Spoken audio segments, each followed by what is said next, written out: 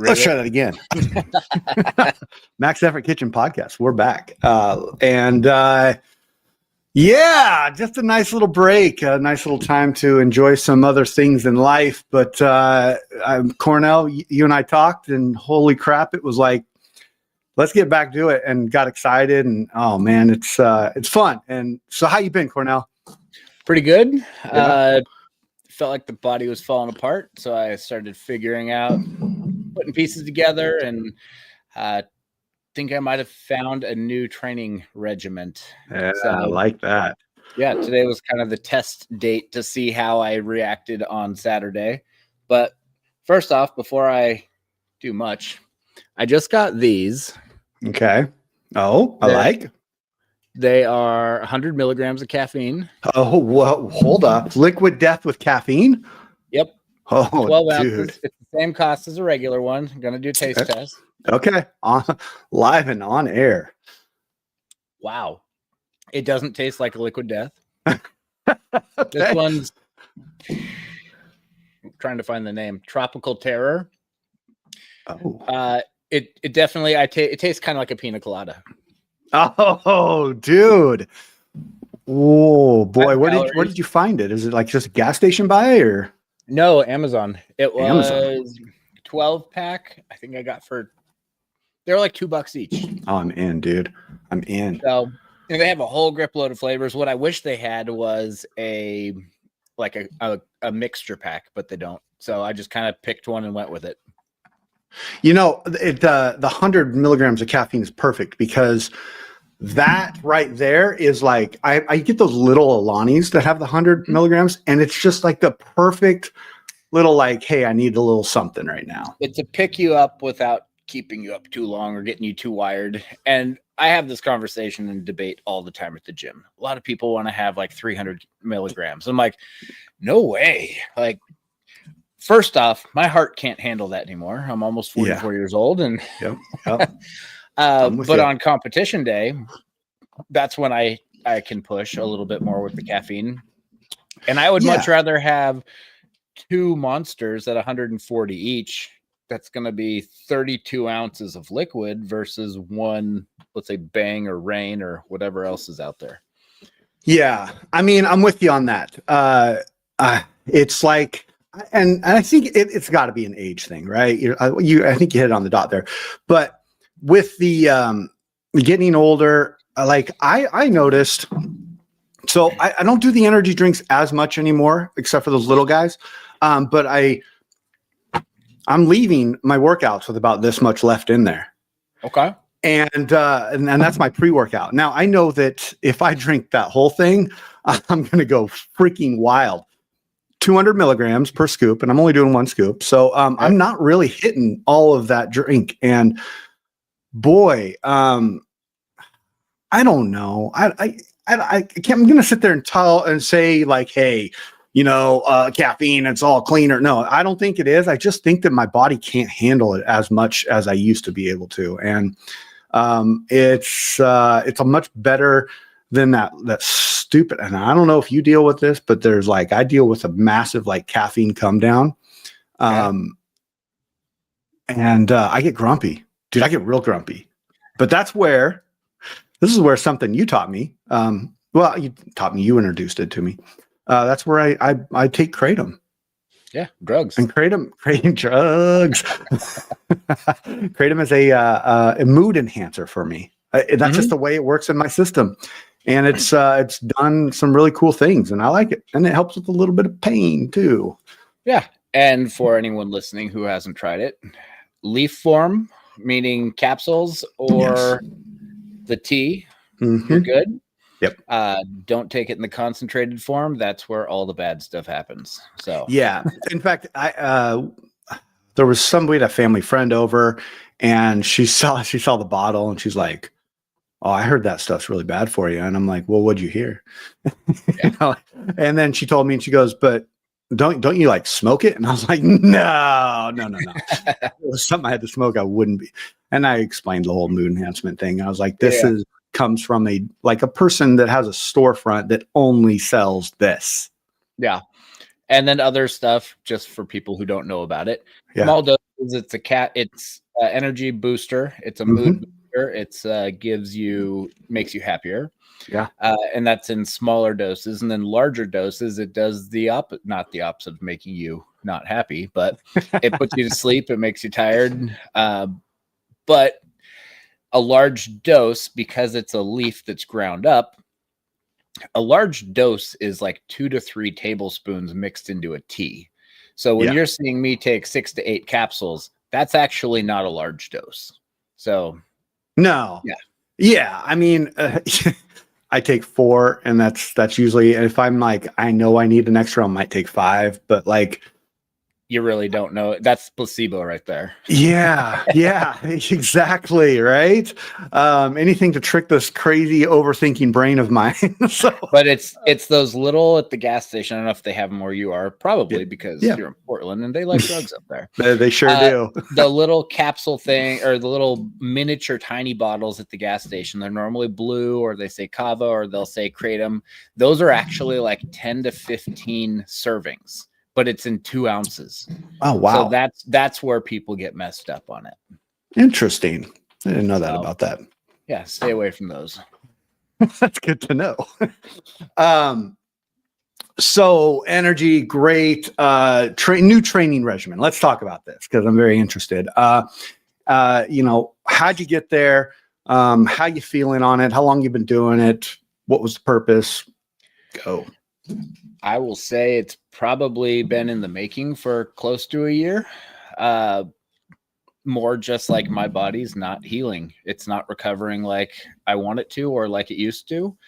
And I've talked about this a lot recently, but I think I've talked about it on the show. Like, I don't squat.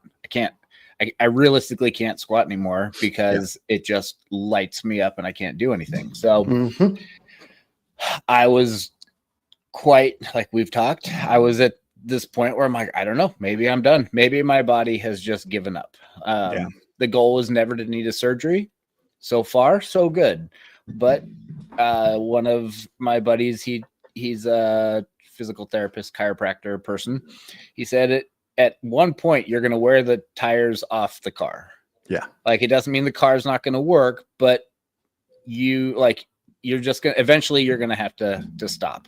Right. And he said, when the pain is worse than the enjoyment, then it's time. And I was like, I'm getting real close. So what I'm pretty much doing at Strength Tank is I coach on Mondays. So I'm going in then and I'm doing something. I'm not sure what it is. If I can do some sort of lift variation, it's definitely not both. But I will do either snatch, clean, or jerk. I'm not clean and jerking. It's funny. I'll jerk from the blocks. I'll do some cleans, or I'll snatch. And that's my Monday. Okay. And I have no idea how heavy it's going to be, but it's normally going to be more volume, quite possibly some powers or something like that. Yeah. Then I go and I do about 45 minutes to an hour in the accessory area with the bodybuilding. Ooh, I like. So then Wednesdays, I just go to 24 Hour Fitness, and it's funny when I go in there, if I hit the right time, there's no one there, and I can literally go through about an hour and 20 minutes worth of stuff in like 45 minutes. Cause I can just go from machine to area, just crank through it. Nice. And then I do that same thing on Friday. Friday's my I might go, I might not, depending on what the rest of the day looks like. But I try to do something, and I'm stretching on like pretty much every day. And then Saturday I go in and I take some sort of lift, basically to maximum. So today was kind of funny because I'm like, I'm just going to test it and see how stuff goes. And I haven't cleaned in so long that I couldn't get a good front rack on Monday. Okay. So I was like, I want to do some cleans, but not heavy. I ended up snatching 120 for a complex. And then I missed it I was just going to snatch it again, and I missed. And then I was like, I cut it short. So I threw some green plates on the ground. So I did a 1.5 inch deficit, and then I made it, no problems. So I snatched 120. I ended up cleaning 100 for 3 singles. I think I did a couple jerks in there as well. Then I went over to the blocks and I push pressed up to 130. And then I jerked 100 for a couple of sets. Okay. So I snatched more than I cleaned, and I push pressed more than I jerked. Hey, usually, I mean, yeah, I guess in my world, usually when stuff like that happens, that means something's working. And the result or product of what's going on is probably going to be pretty cool and pretty big. And I really, something that rings true, and it's always been this with you, and I've known that about you, but if people don't know you as well, like you do what is best for your body, and you're not out there listening to all the, all the crap on like the social medias about what you should be doing. Right. No. We've talked about this at probably our last show that we did is about lifting or doing things that are making you happy and lifting for fun, and how the results come from that. And really, like that's what you're doing, and that's freaking awesome. Yeah. How's your training going? I've seen some more than mediocre lifts going on. Yeah, it's really weird because like I'm 45 years old and I've hit the most I've ever hit in a total. Like I've hit 110 before in the snatch, but not as fluid and not as consistently. I've hit 142 in the clean and jerk, but I've never done them in the same day. And over the past like 3 weeks, I have really been taking the program that I'm given by Joe. And Joe, if you're listening, sorry, not sorry. But I take the bulk of the program. Usually it's the main lifts, and I keep that where it's at. I keep the numbers, but there are a couple of things that he does where he has like warm-up modalities. So like, we'll do like a pause. Like right now it's a tempo snatch plus full snatch at 85 kilos, for 3 sets. And, I'll change that stuff up for what I really need. Like instead of doing the tempos right now, I'm doing pull plus snatch. What that's doing to me is first of all, I think that I've reached a level in weightlifting where I can understand my body and what it needs in order to complete the lift. And so I'm starting to really understand that. So I'm making little movements. Now, here's where I think it's really where my lifting is. The number one part of my lifting that is being successful right now is that I am having a lot of fun. I'm doing fun things. I'm making lifts. The second part is I've scaled back probably by about 60% on squats. And this goes a little bit to what you were saying. Joe loves to do the 5x8 reps. Yeah, no, I'm not squatting more than 3 reps. And what I do is I work up by singles and I hit that top weight for 3 reps and I walk away.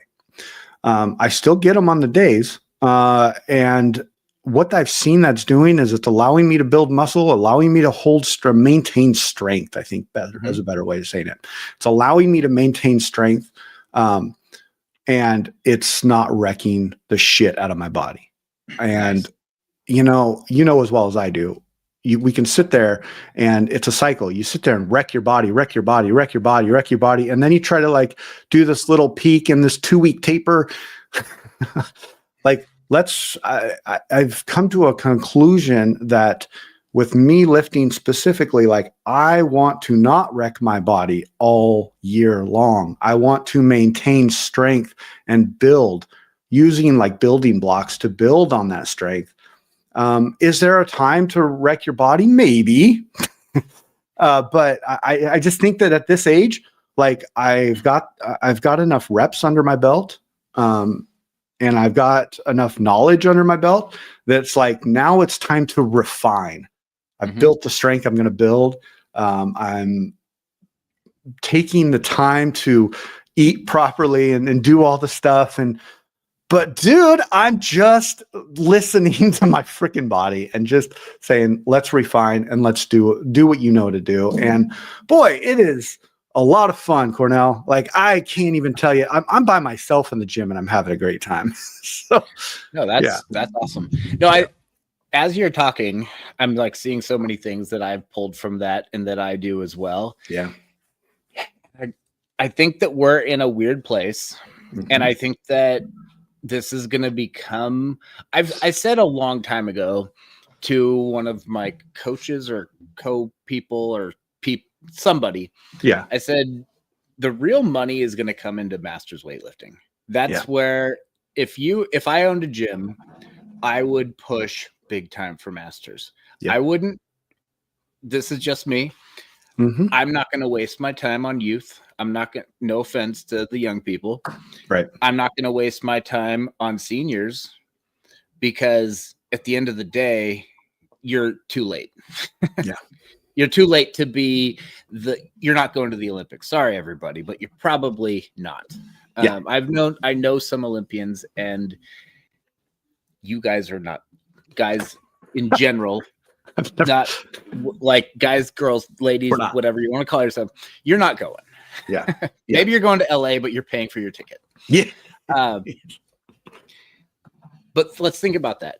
Youth, you got parents paying for it, and they're probably doing a whole bunch of other sports, and they have a whole bunch of other things. And there's these things called the opposite sex that all of a sudden they're figuring out and they're wanting to go hang out with. And that's honestly, that's way more fun than weightlifting.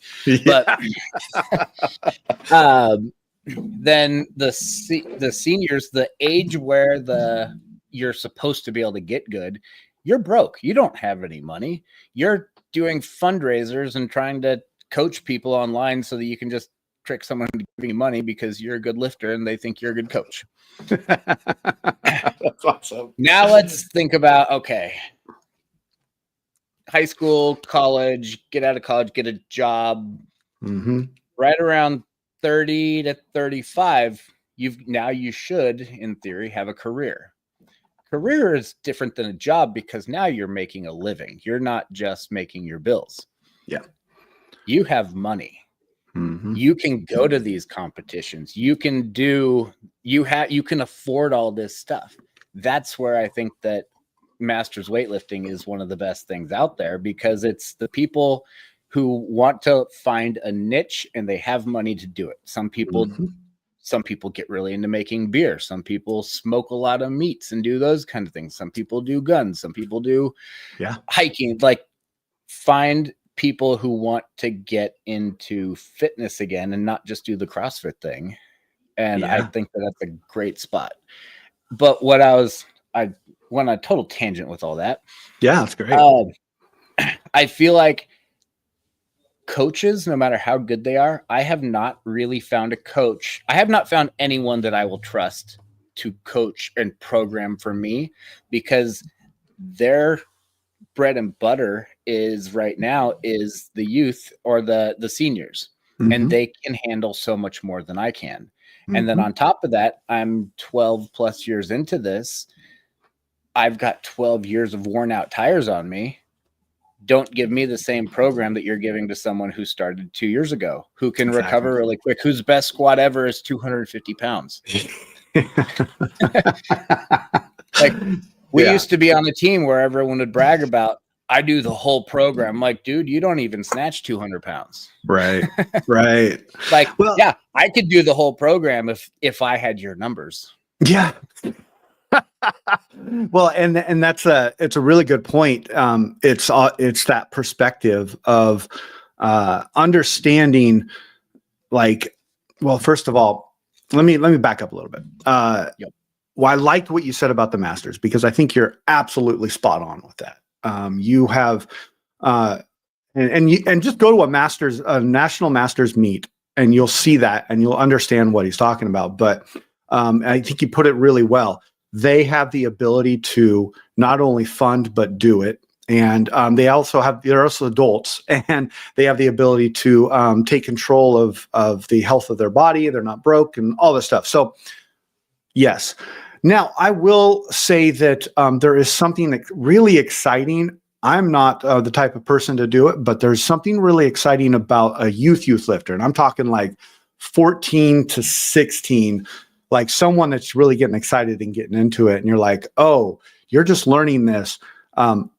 That's kind of exciting. Now we have a girl on our team that's like that, and she's really, her parents bring her.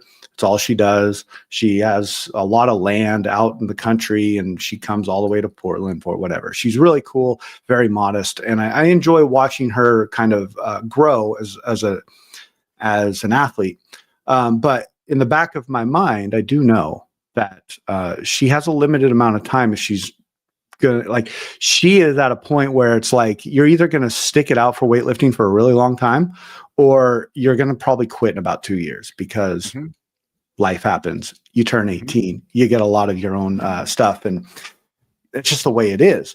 But I think masters and youth have a lot of similarities in that area, but they're so far apart. So masters lifting is where you get to refine. And that's exactly what you're talking about, because you have the ability to do it. I was never a senior lifter, so I can't really like talk too much about it, but I know people that are. And to me, I'm like, it feels like such a conflicted place to be now. You have lifted in the senior level, right? Or you started as a master too, didn't you? I started as a senior, but it was like, I think my first or second meet, people were saying like, "Oh, I can't wait a couple of years till you're a master." So like, it was always on the radar, because I was the washed up old person who was like 32, 33 years old, who's like, "You're right around the corner for masters." Yeah. Well, so it wasn't masters, all I was going to say was like the masters division is the area where you get to be mature and you get to take control of your shit. And when it comes to programming, man, it takes to be able to understand what you need is a really cool, freeing type situation. To be able to have to put your complete control into a coach that has, like you were saying, 125 other athletes, is very nerve-wracking, especially for the money you're paying, right? Yeah. For some of those coaches.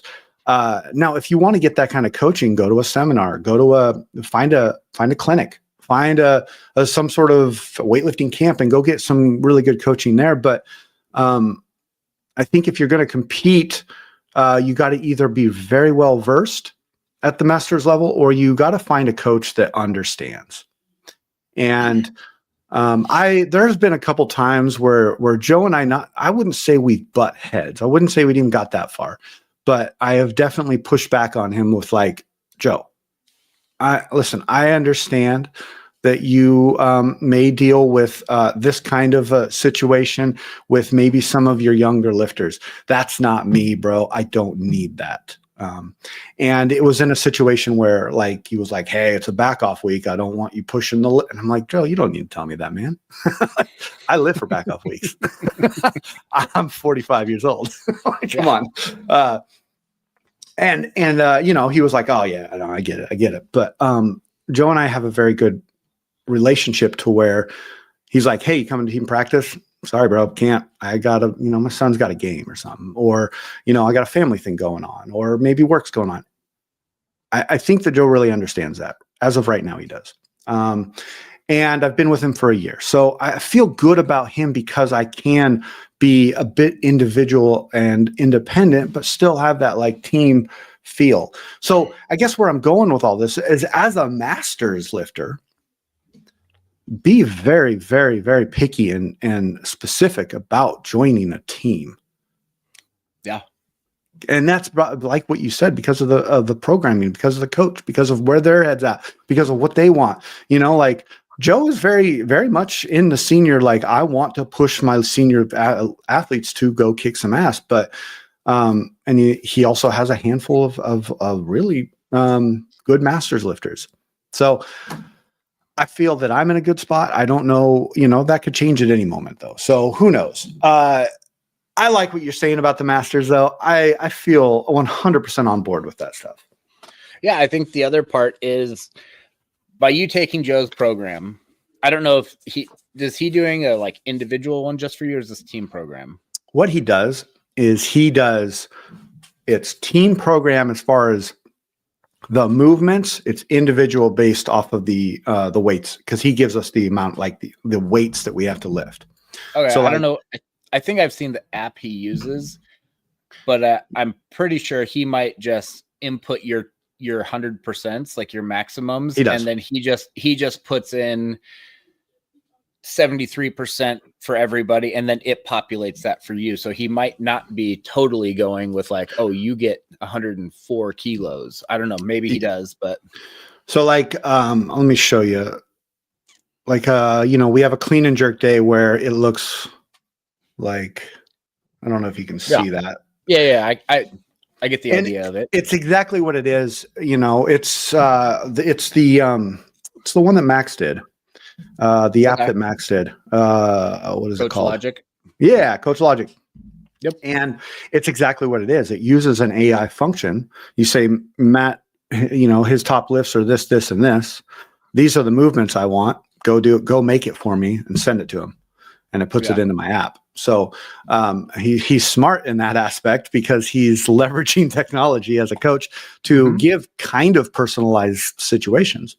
And it allows me to, it's just like the AI where it allows me, like I can change the exercise. Nice. And it will update my numbers for that exercise, which, so it's kind of best of both worlds because I can do that. And, the only drawback is like, if I don't fill out a day, come Sunday, he's like, hey, I need you to fill that day out because the system won't recognize it. I'm like, I see what you're doing. But yeah. No, because what I was going to say is by you modifying your own stuff, that's essentially giving you a custom program that's literally made for you based on how you're feeling. Yeah. If I was doing programming for Masters Lifters, it would look so weird and it would take some getting used to because I would be like, all right, we're going to snatch today. We're going to go, let's say we're going to do hang snatch doubles. I don't know how heavy exactly. Let's just say 75 to 85%. Yeah. And then we're going to do snatch pulls after that. And then you're going to go squat, feel tired at the end. That's how I would program it. And they'd be like, what? Yeah. I'd be like, yeah, don't overdo it, but get something out of it. Get to the point where like you feel good. Well, I think you can do that with a Masters lifter because they have been doing it for long enough that they understand what that means. And, every day is different. Like this week, I had an incredible Saturday, right? Hit those numbers just on cloud nine. Like, oh, I love this. This is awesome. I can't believe I did that. Blah, blah, blah. Well, this week sucked and that's okay. And I knew that was coming. And I was able to rationalize in my brain and just be like, what you did last Saturday is not going away. It's not going anywhere. And taking a week to be be smart about it and not hurt yourself more than you need to is the thing to do. And that right there, is something that I value to be able to have control of what I'm doing to a certain point. And I can't say I've always been able to do that. It's been a world of putting it started with putting a lot of trust into the person doing that to understanding, hey, I can trust this person, but you know what? I'm going to modify my stuff based off of what I know. Yeah. Yeah. Cool. I got to send one text really quick. Yeah, no, all good. Heather is going to my house in Tennessee to get me some pictures. Nice. Because I don't know what it looks like. Yeah, I think they're framing. Last picture I saw of yours, they had the foundation done, or they were doing the foundation. One of the two. They're doing the floor, second story floor right now.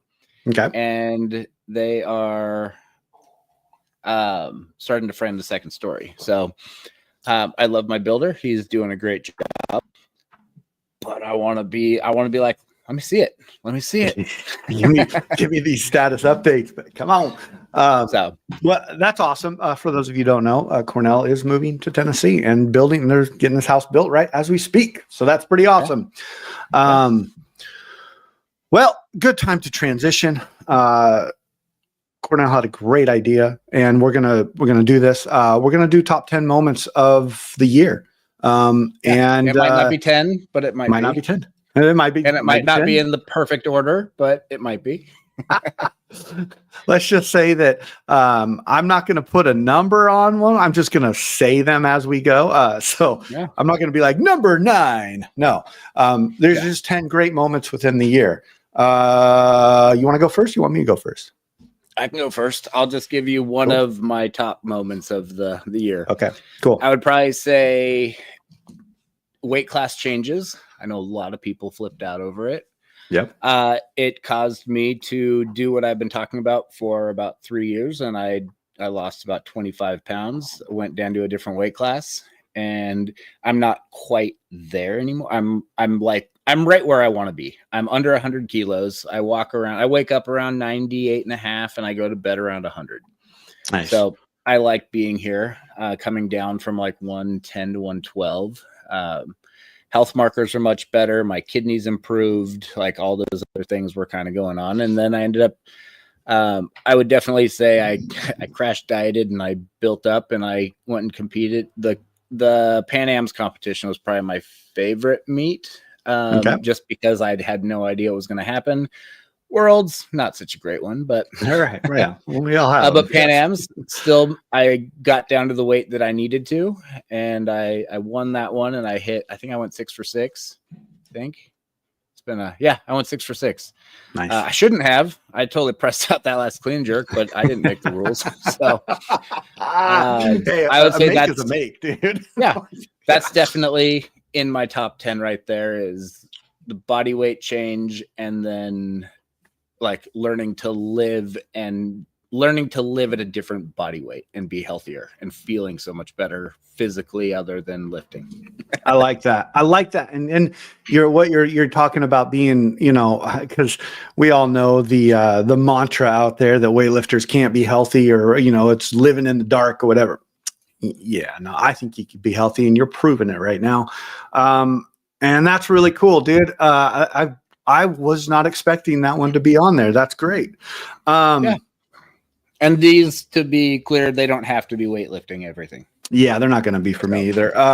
I mean, for the weight class thing, I think that I'm with you on that. I'm happy about that, but we're going to talk about that later. I would say I'm going to try to go in chronological order. So January, February, it was probably joining the heroic team. And feeling, it's almost like we have you and I and Damon and Josh and Donald and a couple other like Theo and all those people. We all have this kind of like friendship that we talk and we talked about this the other day about how like the barbell brought us together, but maybe we're not all weightlifting anymore or whatever, and that's okay.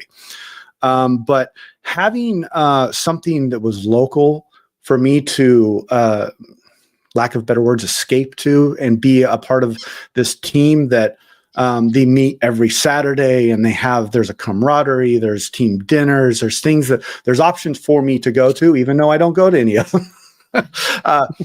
So stupid. But having that and just having the faith in Joe that he could be a coach of mine and it wouldn't affect the friendship. And that was my whole thing with Joe, is like, bro, you're my friend. Like, I don't want something stupid to happen. And like, our friendship gets, broken because of weightlifting. And he was like, just trust me. He's like, I don't treat it like that. I've been in the sport forever. He has a different kind of backstory about how he got into the sport. And so like, I think joining that team is definitely on my top 10 list. No, I think you got the perfect thing that works for you, because it's in person, but it's also remote. So it's like this nice hybrid where you don't have to feel guilty if you lift in your garage 2 days a week because everyone else is lifting together. And then you get to go and make the in-person days when it works. Yeah. So. Yeah. Awesome. What you got? Probably the next one is selling our house and getting the actual, like it actually happened. And we're in a temporary house right now, and there's no turning back. So I knew that was going to be on your list, dude. That's, dude, I remember the kind of the lead up to selling your house and like how much work you were doing to it. And it was really like, you're very you and I are kind of very similar in this area where like you have a task, you complete it, you move to the next one. You have a task, you complete it, you move to the next one. And if you go back the year and like see everything that's happened with your house and moving, and you can see you're like almost like your checklist, like you're just checking things off the box. All right, done with that. Move on to the next part. And it's kind of neat. It's been neat to watch. Cool. All right, go. Okay, cool. Okay. This is kind of, I'm going to say this is kind of a two-parter, but we'll go with it. We drove to Masters Nationals. Now that meet was really fun. I've done it before, but I think the part about that is that I really enjoyed and was like kind of an opening moment for me was my family. We all got into the car and we drove to this meet. And it's something I've wanted to do since I started weightlifting, since I started going to, competing at meets out of state. And it was such a fun trip, and having them there was just amazing. Like, and I thought it was going to be, okay, leading into it, I thought it was going to be hard. I thought it was going to be challenging. I was going to be like all this, you remember me talking about it. Like it was, oh God, I'm going to have to be like dad and weightlifter, but it wasn't that. And we just had a really fun trip over there. We had a fun trip while we were there. We got to see some things on the way back. And man, I got to be like, that's a huge highlight in the year for me. Overall of anything is just being able to take that family trip, go do something that was fun. And like for me, I was competing and they got to watch it. And the meet was awesome. Like I had some great times there. I made some lifts and got to see some people, and my family was there with me to experience this sport that I tell them about usually. So that was cool. Nice. Yeah, I would say that not just that trip, but I would say all of the trips that I have gone on to all the major competitions this year is definitely on the list. Like getting to see you, getting to see a bunch of other people that the other people I don't talk to nearly as often, but right. Trying to think of all of the different places. I know I went to Vegas, Idaho, Louisiana. Oh, nice. That was Pan Am. And then I'm trying to think if there's got to be something else. I don't think Heather's listening right now, but I was actually looking to see if I could pull off getting out to Kentucky next weekend. Because Kentucky is right by where I'm moving to, and I was like, I don't need to get out there, but I'm at this weird point in work right now where I'm like, I kind of can get out there. There you go. Heck yeah. But it's like it's past my maximum I'm willing to pay for tickets, because the range is like $350 to $1,000, and I don't pay more than like $500 is the maximum I would pay, and there's nothing under like $650 or $700. And I'm looking at like flying into Kentucky and then driving with her back to Tennessee and then flying out of Tennessee, and didn't work. So I like it. Is it your turn? I lost. Or was it? No, I think it's your turn. That's my turn. Okay. I just been traveling to all the competitions. Okay, yeah, you did. Okay, cool. I would say in July, I did a local meet, and it's the first time I ever went 6 for 6. Nice. 6 for 6, and I got to lift in an area of a competition that I had never done before, which I was the last lifter. And that was a cool experience. It boosted my confidence tremendously. And it was a lot of fun. And I went 6 for 6, and I wasn't anticipating hitting the weights I did hit, like 6 for 6. And I, hit some pretty good weights from me. Like, it was good. That was definitely on there. Cool. This one's kind of a high and low at the same time. So Worlds didn't go as planned, but at the same time, I'm kind of glad I didn't win. It took a while, but it gave me the I'm okay, even though I didn't win. Mm-hmm. And then there was a lot leading up to it, and I was like, if I kind of think back about it, I'm like, if I would have won, would I have been like, now I'm a 2-time winner? Do I want to be a 3? And Nice. I think that it gave me a good perspective of like, it's okay. And then the other part is I got second place and I was able to push through the pain and still total and get second place. But it was like, I'm still that much. I'm not trying to be cocky, but whatever. Yeah. I'm still that much better than everybody else in my session that I could go out there and hit a clean and jerk that was supposed to be less than I was snatching and still get second place. I like that. And then the part that makes it the nicest part is 2 weeks later, I competed at our own gym and I hit the numbers that would have won. So it was like, if everything worked out as it was hoping for, I would have hit these numbers and then I would have won. So it's like, I know that the training was there. I know that I was capable of it. It's just, nothing worked out that day. So yeah. I think it was just a good mind. I think we'll just pull this into like a mindset change of it's okay kind of thing. Yeah.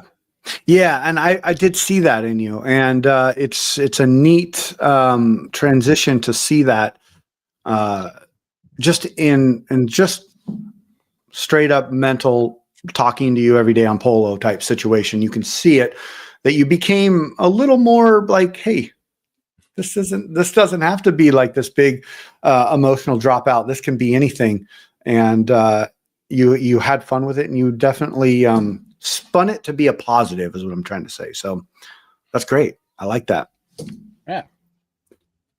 I would say a big highlight of this year has been my son starting to play football or tackle football. And, that's some people might think that's a little controversial. I don't. But there's been some really neat things that have come in on the aftermath of that. Just him maturing mentally, understanding they lost every single game. And leading into that, Jack had never lost. And so he and leading into or just taking off of what you just said about understanding it's okay to, not always win and then be at the top. Like, I was a big part of the team, and I got to do some like guest coaching and just starting to be in that kind of that whole realm of life of like being around these youth athletes and seeing a sport that is really near and dear to my heart, and how it's progressed, and being a part of it, and making relationships with coaches that are out there, and just seeing Jack be happy and learn how to be aggressive, but in a controlled manner. I was really excited about that. I still am. And it's led to some pretty good friendships as far as here in town, and some fun things that, might come in the future. But that's definitely on my big moments of the year. Cool. I like that one. I'll piggyback off that one. Cool. My kids don't play football, but yeah. Probably seeing my kids are getting to that point in life where they're no longer kids. Like they're turning into adults. And like my daughter has I'll just, I don't know if maybe I'm wrong, but a pretty serious boyfriend. Okay. To the point where she might not be coming with us to Tennessee, which would be a real bummer, but right. Do a couple years of community college out here and then kind of see how that goes. And then they would leave and come out to where we are and finish out school out there. Nice. So, and then my son, he had his first girlfriend. He had his first breakup.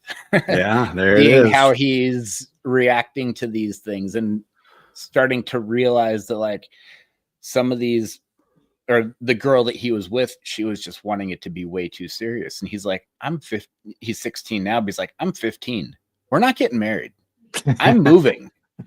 He's like, yeah, the school that they go to, there's like a hybrid school to it as well. And there's like 25 kids in the regular school and another 25 who are there like 2 days a week. And his girlfriend was there 2 days a week. And she's like, you're not hanging out with me when I'm there. And he's like, we talk all the time. And there's like 10 other kids who I'm really good friends with who are only there 2 days a week. Also, I want to see them as well. And he, like, just seeing how mature he was about the whole situation and being like, this is supposed to be fun. Yeah. So yeah, exactly.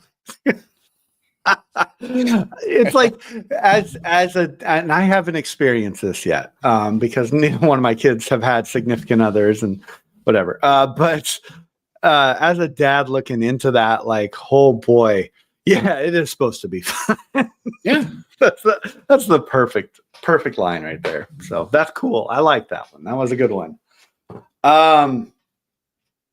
I'll just this is a really easy one for me to talk about, but the going to Worlds, regardless of how I did, and the numbers that I hit and all that, but just competing in a world competition was a lot of fun and a really great experience and something I'll remember for the rest of my life. It was just a great time, and I got to be around the people that I've grown up in the sport with. You, Heather, Konar, Brett, Joe, like all these people that were there, and the experience of competing against other countries and whatever, like that was cool. Amateur or not, like it was a really fun time, and like I said, it's a memory that I'll have for the rest of my life, and I think that I like that. Yeah, I don't remember. Was it in your session, the guy who snatched like 160? Yeah. I mean, yeah. Like, I know it's a bummer you didn't win. Yeah. But right. I mean, I've been around quite a bit of lifting, and I've seen some very heavy lifts. Yeah. And I've only seen a 160 plus snatch probably 4 or 5 times in my life. Yeah. And to be able to say that, like, yeah, this happened at Masters Worlds, and it wasn't the 35-year-old session. Right. And he wasn't a super. No. 110, 45 to 50. Yeah, dude. It was and the and I'm not going to be this whatever. I took second to him in the clean and jerk. Like that. That's pretty awesome. That dude was an Olympian, and he literally had his own competition because the bar went from 35 to, like, I think he opened with 60 or 70 on the clean and jerk. I don't know what he hit, but it was pretty funny to hear them say that. So yeah. So yeah, that's cool. Cool. Let me think. Yeah, I know I'm coming up with some things here. I would say that this is just, and I think a lot of my stuff has to do with, like, I've devoted so much of my time and my life into going 100% into the sport for so long. Yeah. Not knowing how I will transition out or how much I will transition out of it. But I feel like I've now found some other things that spark my interest that don't take the body doesn't get beat up. Yeah. Like it did in weightlifting, and it allows me, it's expensive enough that I'm not able to do it as much as I was weightlifting, but it's also something where I have pretty much the same enjoyment out of it.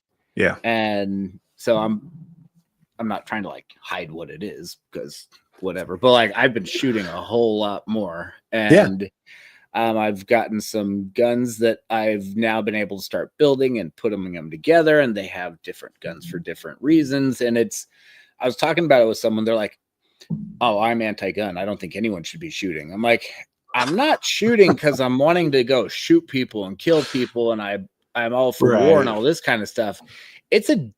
I thought about it. I said, it's a different version of golf. Yeah. I mean, there's different parts of golf, but like the long range shooting, I got this gun a couple years ago that took literally years to finish buying all the parts and putting it together. Wow. I haven't made this shot yet, and I probably never will. This gun can make shots at a mile and a half. Oh, what? Like, the precision and the amount of skill that is going to go into that. And, like, where I live now, there's nothing more than 100-yard shooting range around where I live. But where I'm moving to, I can find 1,000 yards. I can create these places where I can do some of this stuff where I'm like, that's something I could do till I'm in my 80s. Yeah. Like, and it's precise. It's so much skill involved, but so many people are just like, guns are bad. Like, no one should have guns, blah, blah, blah. And I'm like, shut up. Yeah. When it comes to that, I just, you don't get the right to tell me what I should have and what I shouldn't have, like it's everybody. Yeah. I love it. I think, what I like about it is that you have something that you love to do, and like, you may not, there's, I mean, I'm not going to sit here and say you're going to go to the Olympics, but you could. No, I just want to see you out there with like a cigarette in your mouth, and you're like in the Olympics, 70 years old. Anyways, no, but I think it's a cool thing to have. You have a hobby, you're safe about it. You have a vast knowledge about how to properly, use a gun and how guns are used. And like you said, you're not out there like doing this because you're trying to like get ready to be in a militia by any means. But at the same point, you have a hobby that can be very protective at times if needed. And that I like what you do. I like the fact that you dig into things on a level that you do. And that's great. I think it's fun. Yeah. I mean, one of the other parts that I really enjoy about it, and again, I will enjoy this more in Tennessee because it's going to be a lot cheaper. Yeah. Literally anyone can do it, and anyone and everyone will enjoy it. It doesn't matter how good you are. It doesn't matter if you're not shooting at anything, just out into a field. Yeah. Your adrenaline gets spiked, and you freaking are like, oh, I like this. Yeah. And let's say that, I mean, we were out yesterday with my friend, his daughter, she's 11. So she's shooting 22s. Yeah. She's barely hitting the 3 foot by 5 foot piece of paper, 3 foot by 3 foot piece of paper that's 10 feet away. Right. But she's having fun. And then like 3 stalls over, there's guys who are in their 80s shooting the same thing as she's shooting. So it's like, you can be almost any age, and there's different things that you can do where this is something that it can be a hobby that you do for a very long time. Yeah. And with the proper technique, proper knowledge, the proper understanding of how to responsibly own a gun, I think that anybody should be able to do it. Yeah. So I like that one. Oh man, I just had it. Where is it at? Okay. Well, I'm going to say an event that has not happened yet, but it goes along with the year of this person. So my daughter she has her 16th birthday on December 20th. And, we got a fun time set up for that. But I would have to say one of just the moments of, like you said, kind of seeing your kids get older.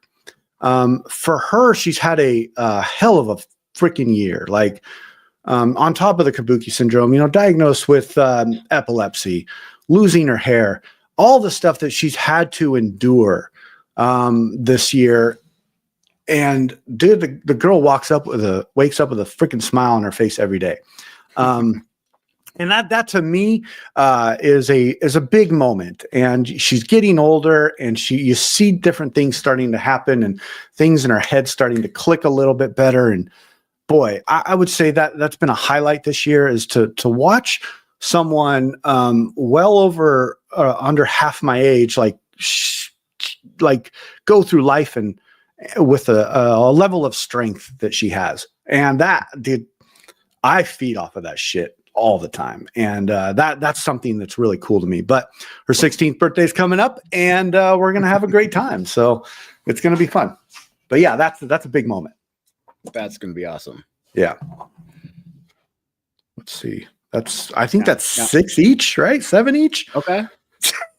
I think it keeps count. Yeah. I'm trying to think of some things that also happened. I mean,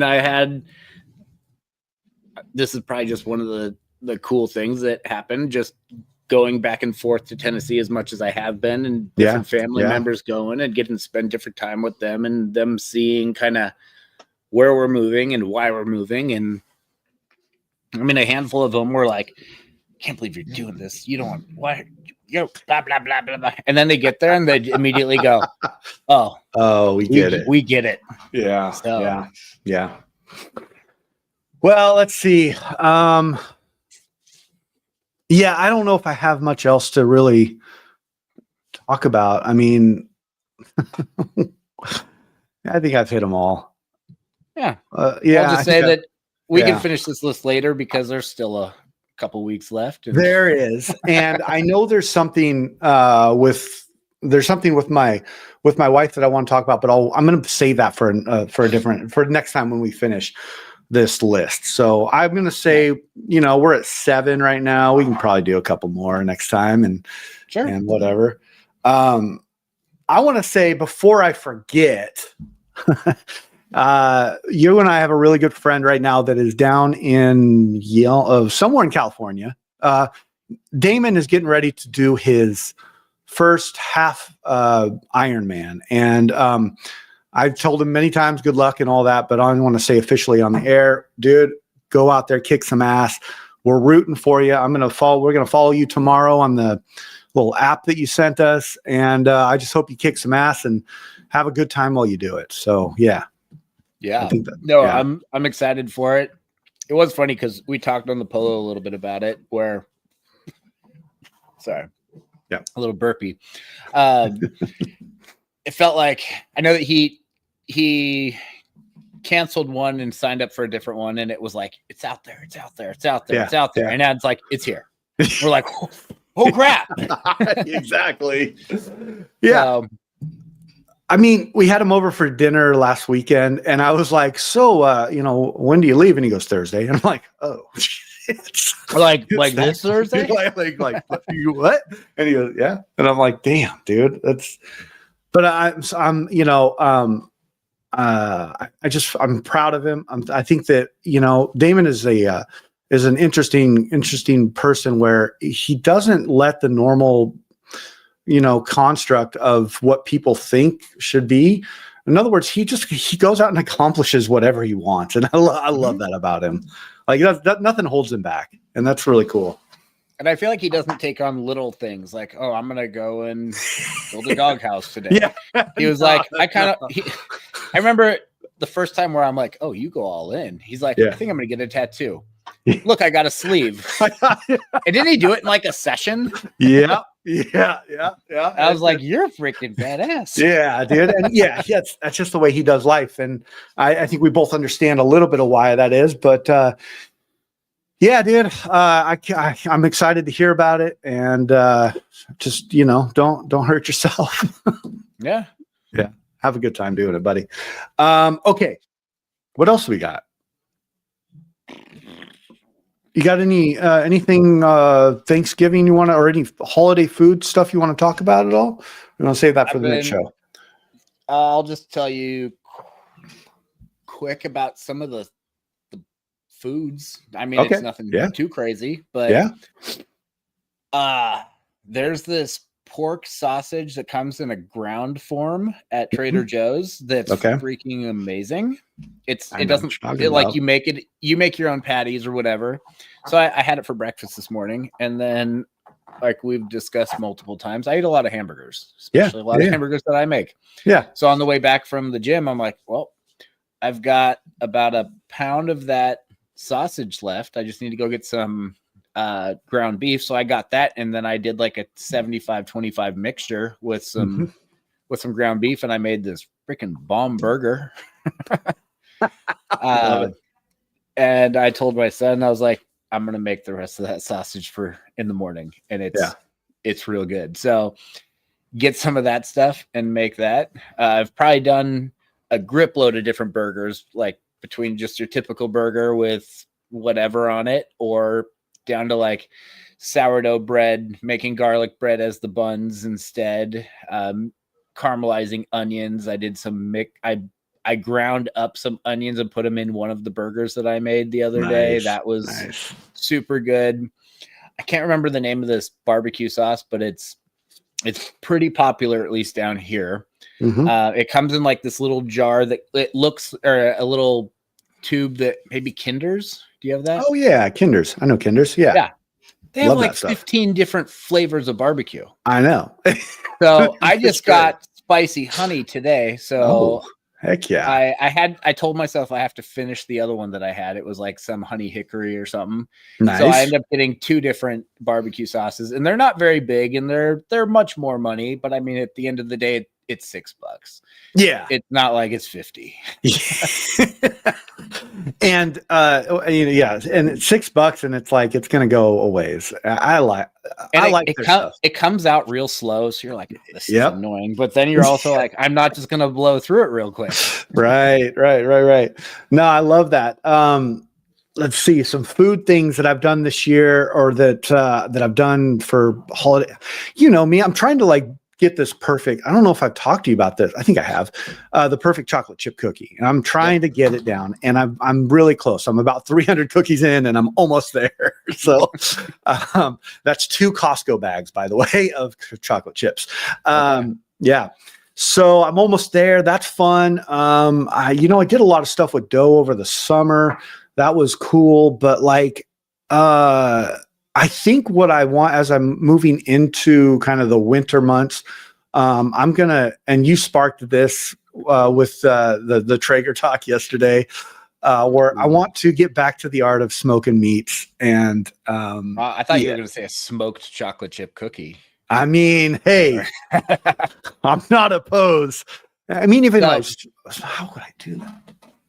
Okay. Well, here's what I would also say. Okay. I'm not saying this is the best chocolate chip cookie, but this is a very good one. And go to my personal Instagram. Okay. And this is how I saved it years ago. Okay. I put it as my website. It's a paleo bacon chocolate chip cookie. Oh, Lordy.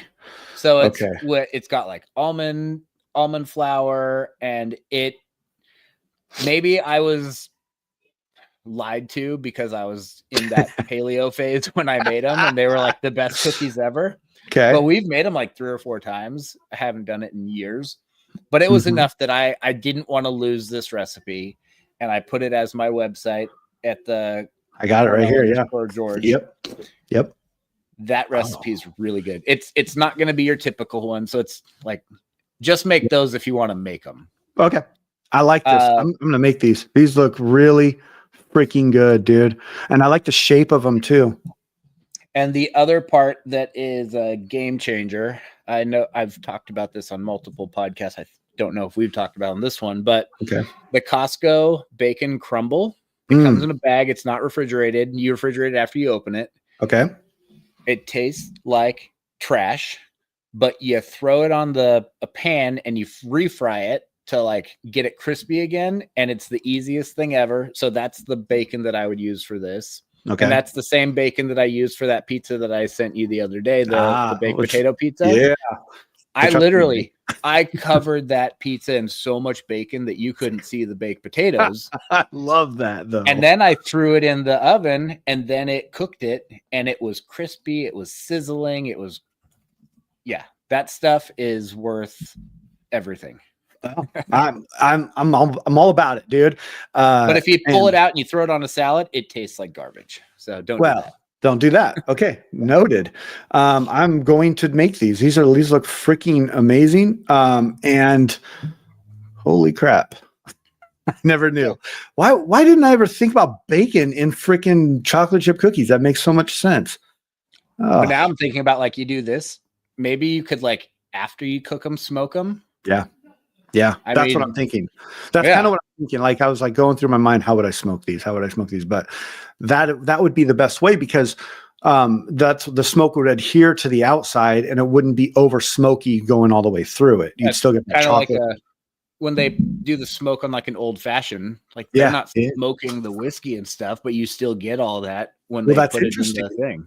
Because I have a little device that's a cold smoker for whiskey. So maybe just throw chocolate chip cookies in that. Yeah. We're solving world problems here. There you go. I love it, dude. Man, this has been a great show. You got anything else? No, I think we're good. I think we're good, dude. This is awesome. Great return. And you know, I want to thank everybody who gave me feedback. Cornell, thank you, because like y'all made me realize that like you don't need to change something that's not broken. So there's no changes coming. So, and I love everything about that. So that's good stuff. Yeah. Cornell, thanks for being a part of this. Always love this this hour so that we get to hang out and chat about shit. And everybody, thank you for listening. That's all I got. And we'll talk to y'all later. Adios. Bye.